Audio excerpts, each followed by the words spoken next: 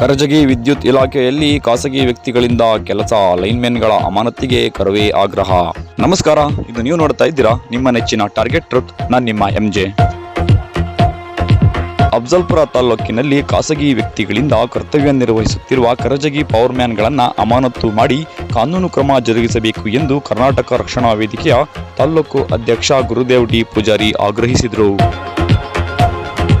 ಅಫ್ಜಲ್ಪುರದಲ್ಲಿ ಸುದ್ದಿಗಾರರನ್ನು ಉದ್ದೇಶಿಸಿ ಮಾತನಾಡಿದ ಅವರು, ವಿದ್ಯುತ್ ಇಲಾಖೆಯ ಕರಜಗಿ ಗ್ರಾಮದ ಪವರ್ಮ್ಯಾನ್ಗಳಾದ ಗುರುನಾಥ ಎಂಬುವ ವ್ಯಕ್ತಿ ಖಾಸಗಿ ವ್ಯಕ್ತಿಗಳಿಂದ ಕೆಲಸ ಮಾಡಿಸುತ್ತಿದ್ದು ಹಾಗೂ ಆ ಸ್ಥಳದಲ್ಲಿ ಈರಣ್ಣ, ಪರಶುರಾಮ, ಮಹದೇವ ಇದ್ದು ಇವರುಗಳು ಸರಿಯಾಗಿ ಕರ್ತವ್ಯ ನಿರ್ವಹಿಸದೆ ತಮ್ಮ ಕರ್ತವ್ಯದ ಸಮಯದಲ್ಲಿ ಸಾರಾಯಿ ಆಸೆ ಹಚ್ಚಿ ವಿದ್ಯುತ್ ಕಂಬ ಏರಿಸಿ ಕೆಲಸ ಮಾಡಿಸಿಕೊಳ್ಳುತ್ತಿದ್ದಾರೆ.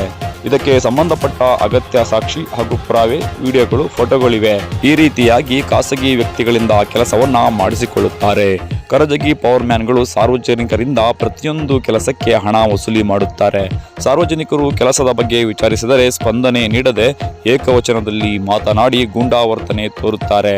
ಇಂತಹವರುಗಳಿಗೆ ಕೂಡಲೇ ಇಲಾಖೆಯ ಮುಖ್ಯಸ್ಥರು ಅಮಾನತುಗೊಳಿಸಿ ಕಾನೂನು ಕ್ರಮ ಕೈಗೊಳ್ಳಬೇಕು ಎಂದರು.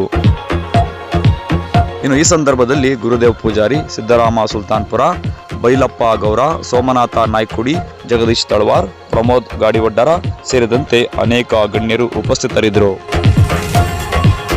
ವರದಿ ಚನ್ನು ಹಿಂಚಗೇರಿ. ಇದು ಟಾರ್ಗೆಟ್ ಟ್ರೂತ್, ಸದಾ ನಿಮ್ಮೊಂದಿಗೆ. ನಮಸ್ಕಾರ.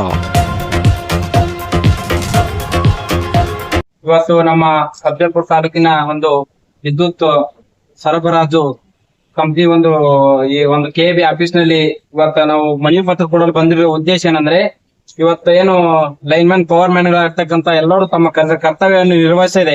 ಖಾಸಗಿ ವ್ಯಕ್ತಿಗಳಿಂದ ಕರ್ತವ್ಯ ನಿರ್ವಹಿಸ್ತಾ ಇದ್ದಾರೆ. ಉದಾಹರಣೆಗೆ ನಮ್ಮ ಅನೂರು ಗ್ರಾಮದಲ್ಲಿ ಸಂಗಣ ಅಂತಕ್ಕಂಥ ವ್ಯಕ್ತಿಯನ್ನು